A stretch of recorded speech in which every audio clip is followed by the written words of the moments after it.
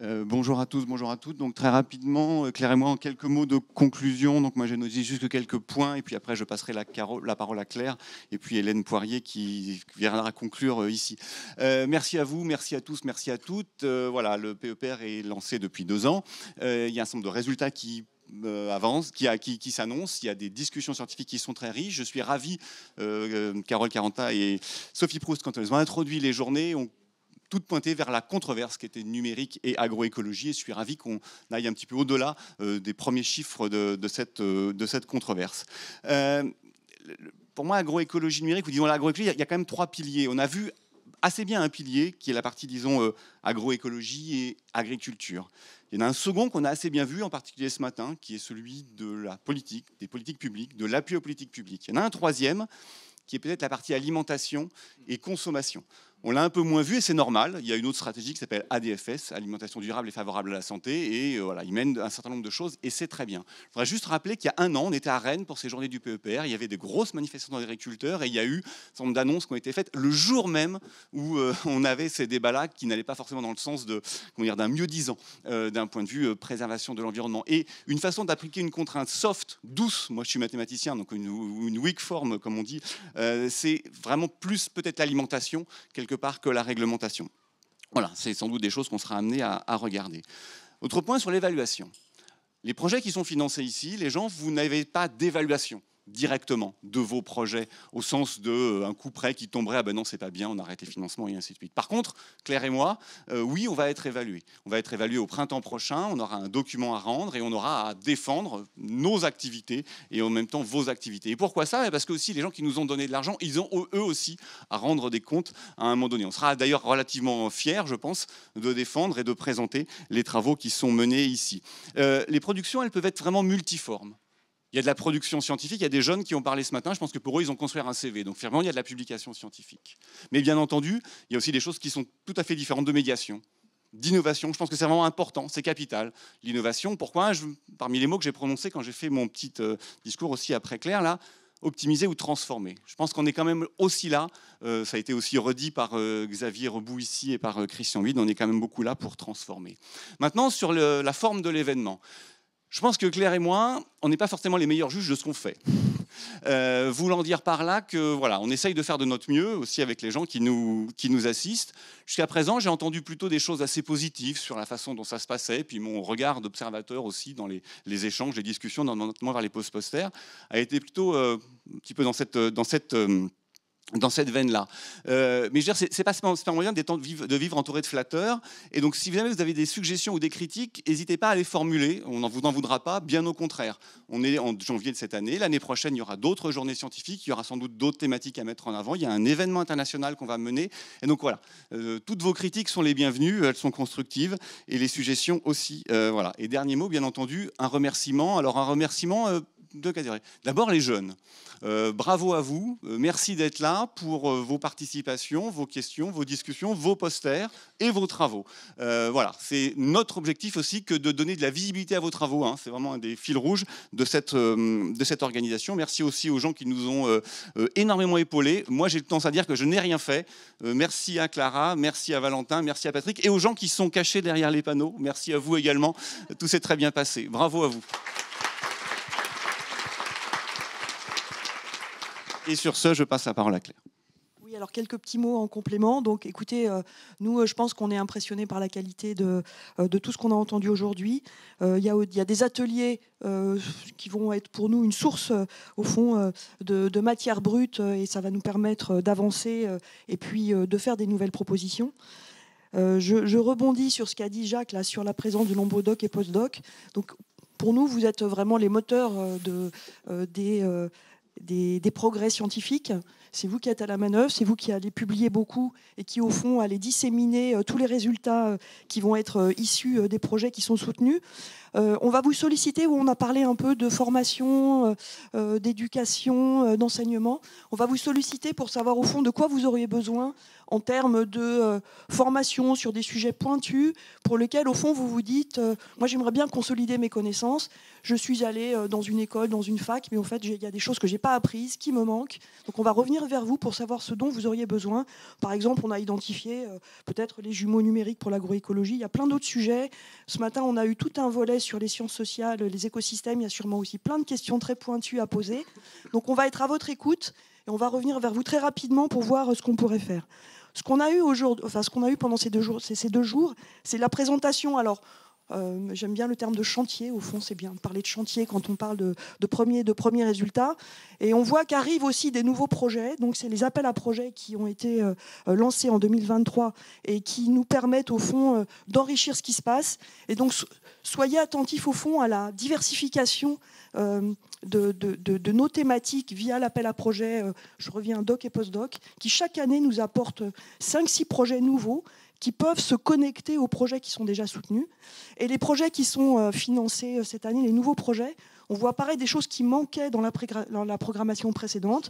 Il y a des choses qui sont sur l'épigénétique, il y a des choses qui sont sur des agroéquipements, mais qui vont être aussi basées sur, au fond, plein d'expérimentations de terrain dans différentes régions du globe.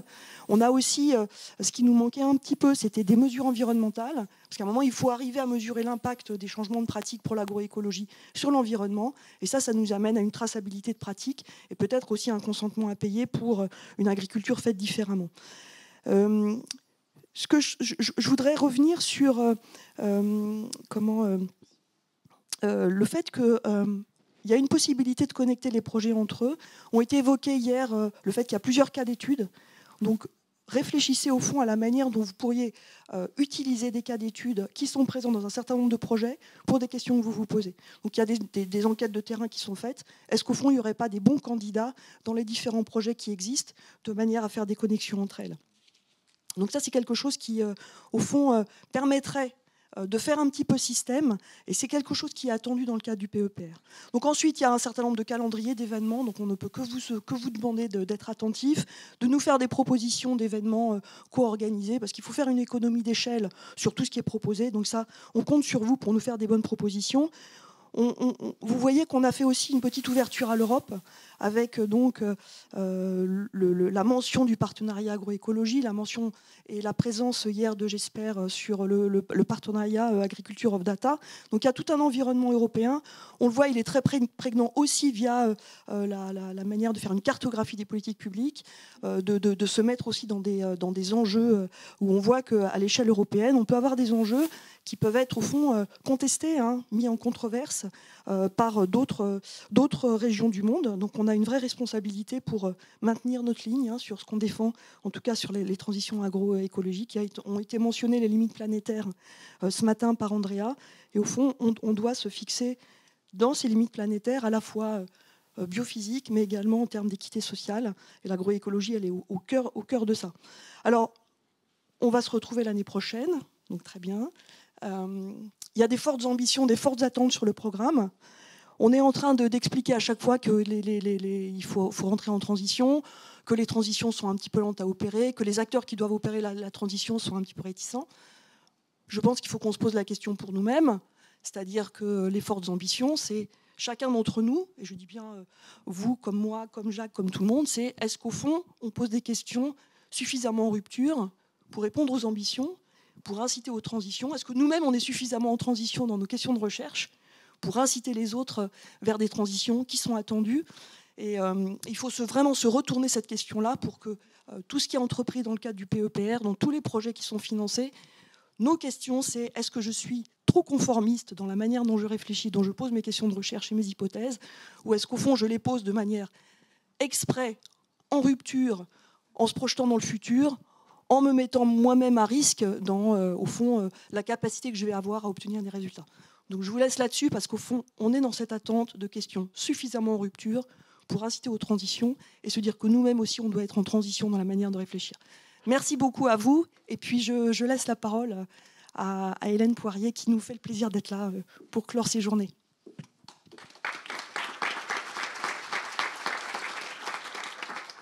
Bonjour à tous. Alors je n'ai pas la prétention de clore ces journées puisque c'est une journée scientifique et je suis pas du domaine, donc voilà. Je voulais surtout vous souhaiter finalement la bienvenue à l'Institut Agro Dijon. Donc je vous regarde pour voir comment s'est passé le séminaire.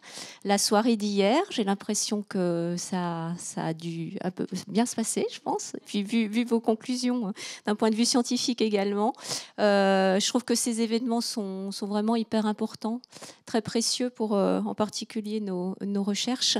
Donc je voulais juste en profiter pour vous dire 3 mots sur l'Institut Agro, qui est quand même un établissement qui se construit.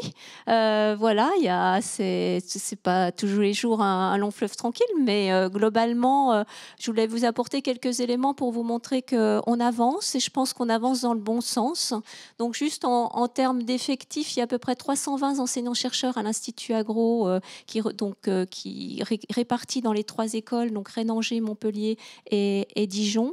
Et nous avons finalisé notre politique scientifique donc en fin 2024, dont l'animation a été portée par Jacques Véry. J'en profite pour le saluer aujourd'hui et le remercier pour son investissement. Donc une information qui peut vous intéresser, en fait, dans notre politique scientifique, on a identifié 3 thématiques. La première s'appelle Paysages et territoires nourriciers. La seconde est autour de la gouvernance des communs et la troisième s'intitule Manger demain. Et donc, quand on a passé ces thématiques dans nos instances, en particulier le conseil scientifique, on nous a alerté sur le fait qu'il n'y avait pas le mot agroécologie et il n'y avait pas le mot numérique. Donc, ça peut surprendre quelque peu.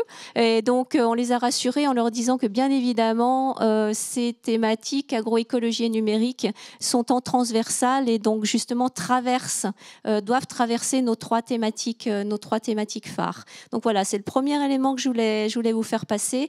Derrière, on va dérouler également donc, notre politique de formation qui va s'adosser à ces 3 thématiques. Là, on est dans le cadre d'un PEPR. Donc, le PEPR, c'est la recherche, bien évidemment. Et vous l'avez souligné tout à l'heure, il me semble fondamental de vraiment associer la recherche à la formation. Et en tant qu'établissement d'enseignement et de recherche, je voulais juste attirer votre attention sur les évolutions de formation au niveau de l'Institut Agro et de ces 3 écoles. Donc, moi, je trouve très sincèrement que ça a entraîné pour les communautés une certaine dynamique. Et à titre d'exemple, nous avons des spécialités dominantes de 3e année d'école d'ingénieurs où finalement on valorise l'expertise des sites autour d'une thématique donnée, par exemple la thématique sol, et on propose une dominante inter-école au sein de l'Institut Agro. Et je trouve que ça, c'est une dynamique importante pour à la fois valoriser les expertises recherche qui sont sur les 3 sites au profit de nos apprenants et finalement au profit des transitions. Voilà, ça c'est un premier exemple. Le second exemple, c'est par exemple à l'heure actuelle, on est tous en train de rénover nos cursus et donc on a vraiment besoin de l'expertise recherche pour vraiment adapter justement nos formations et puis surtout les actualiser. Donc ça c'est clair. Et puis deuxièmement, on essaie d'innover en termes de pédagogie. Et par exemple, à Dijon, en fait, on a un projet qui s'appelle Agro Open Lab qui a pour objectif de mettre en place des ateliers du fer au sein de notre établissement et de nos partenaires et donc de proposer à nos étudiants d'utiliser ces ateliers pour développer leurs propres projets professionnels. Voilà. Et donc ça, c'est en train d'être mis en place. Ça nous bouscule également un petit peu au sein de la communauté de Dijon, mais je pense très sincèrement que ça peut être également une opportunité à la fois pour développer l'entrepreneuriat, l'idée d'entreprendre auprès de nos étudiants, mais également l'innovation, de créer de l'innovation et donc également de répondre aux transitions. Voilà. Dernier point pour répondre aux transitions, c'est le partenariat. Moi, je reste persuadée qu'il ne faut pas travailler tout seul dans son coin et développer les partenariats. Et au niveau de l'Institut Agro. La première plus-value, c'est que, étant d'une taille visible, on va dire, à l'extérieur, on a eu l'opportunité de rentrer dans le réseau ELSE, donc Euroleague for Life, donc avec les plus belles universités européennes du domaine. Et on en parlait tout à l'heure. Je pense que c'est également quelque chose d'important. Donc l'Institut Agro est dans le réseau ELSE, mais typiquement, l'objectif, c'est qu'on puisse en faire bénéficier tous nos partenaires, et en particulier la partie recherche. Ce sera peut-être l'opportunité de développer de collaborations avec vos collègues de ces universités. Voilà. Puis dernier point, bien évidemment, on a une fondation au niveau de l'Institut Agro, et par exemple, typiquement pour Dijon, nous n'avions qu'une seule chaire industrielle, et pour Dijon, ça a été également, vraiment, ça a insufflé, ça a donné envie à la communauté de Dijon de se lancer dans du partenariat fort avec le monde socio-économique, et donc de développer des chaires, ce qui est le cas, et en particulier dans le domaine qui nous concerne aujourd'hui.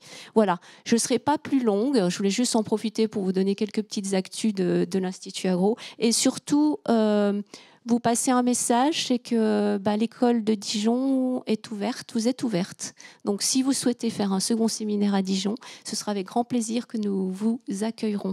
Voilà.